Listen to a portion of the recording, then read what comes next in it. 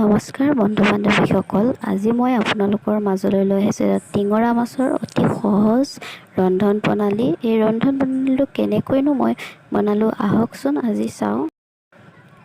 এয়া মই কাটি লৈছোঁ পিঁয়াজ, আনফালে বগা সৰিয়হ 1 চামুচ আৰু ক'লা সৰিয়হ 1 চামুচ, এইফালে লৈছোঁ কেঁচা জলকীয়া কেইটামান আৰু নহৰু ফুটা কেইফুটামান, এইফালে মই ৰাখিছোঁ ফ্ৰাই কৰি ৰখা টিঙৰা মাছ। এতিয়া মই কেৰাহীত তেল দি লৈছোঁ আৰু এইফালে মই ইয়াত পিঁয়াজ, নহৰু আৰু কেঁচা জলকীয়া পেষ্টখিনি দি দিছোঁ। এই মছলাখিনি মই ভালকৈ অলপ সময় ভাজি ল'ম, যেতিয়ালৈ এই মছলাখিনিৰ কেঁচা গোন্ধটো নাযায়।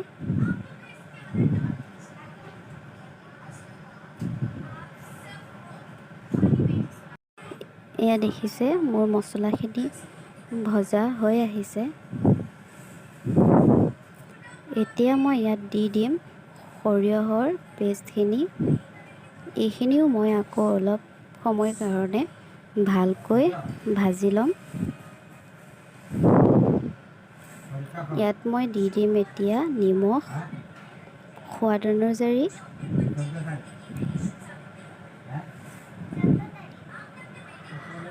এতিয়া দি দিছোঁ মই হালধি। এইখিনি ভালকৈ মই মিহলাই লৈ ল'ম।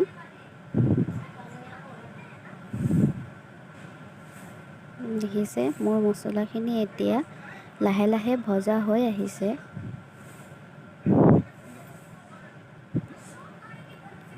এতিয়া ইয়াত মই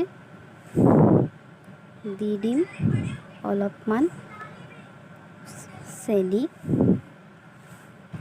আপোনালোকেও কেতিয়াবা বনালে অলপমান চেনি দি চাবচোন, খাবলৈ বহুত সোৱাদ হয়।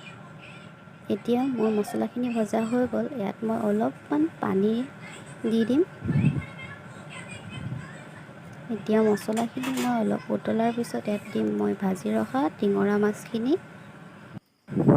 মোৰ মাছখিনি দিয়া হৈ গ'ল। এতিয়া মই অলপ সময় মাছখিনিৰ লগত মছলাখিনি ভাজি ল'ম, যেতিয়ালৈ এই মছলাখিনি পানীখিনি শুকাই নাযায়।